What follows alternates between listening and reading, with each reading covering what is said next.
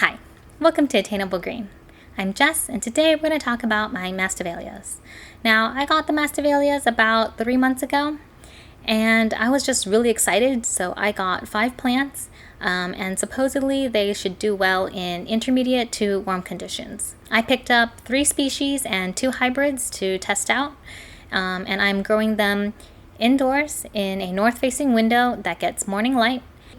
The temperatures tend to be anywhere between 60 to 80 degrees Fahrenheit, and the humidity is about 40 to 60%. So when I got all these plants, they looked very healthy and they seem to be doing fine. After having these plants for a few months now, there are definitely a couple of things that I really need to keep in mind to make sure that these plants thrive. I'm still learning about this genus and I'm making a lot of mistakes, so I thought I would just share with you some things I've learned, and hopefully you'll avoid the problems that I have. So the first thing I learned is that these plants love water, and if you're used to having phals and watering them once a week, these plants actually require a lot more water. So to combat that, I decided to put some of the pots in trays of water, and for other ones I put them in kind of a self-watering setup, just so that I don't have to water them all the time. Even with the water reservoir, I'm topping up these plants about every day or every other day in the summertime. The second thing that I've learned is that temperature is really important. We're in the middle of a heat wave right now, and the temperatures are between the 80s and 90s. Indoors, the temperatures still get pretty warm. So I think the hottest it's gotten so far has been around 85 indoors. And so these plants are definitely stressed out. I noticed that the pachyura is the least tolerant of these higher temperatures, and once the temperatures hit about 80 degrees, it started losing leaves. And sad to say, that plant is no longer with us.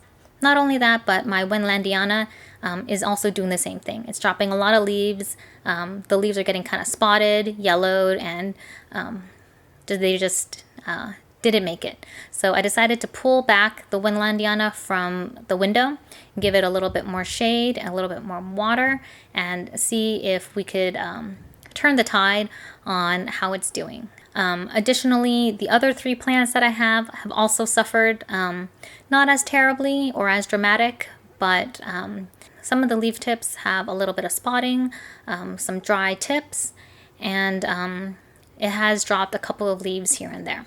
And the third thing is maintaining adequate airflow.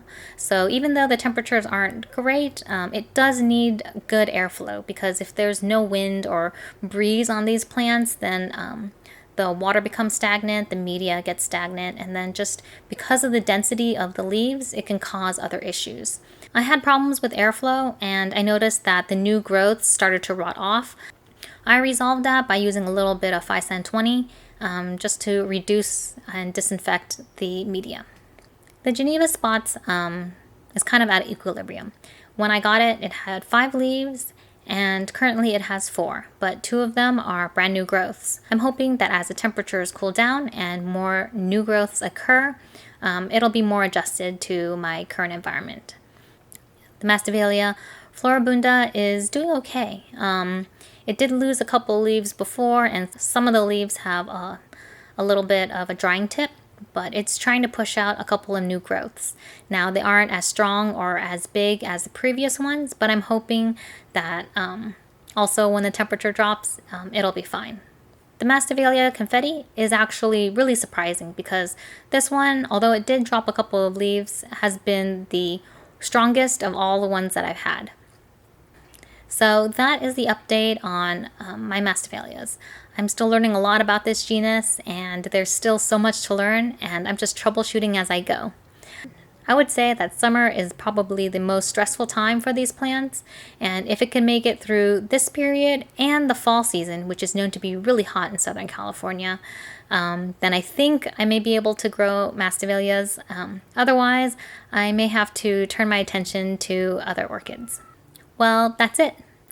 If you like this video, please give it a thumbs up and subscribe to my channel, Attainable Green, to follow along on my orchid journey. I hope you all are staying safe and staying cool, and I'll see you in the next video. Bye!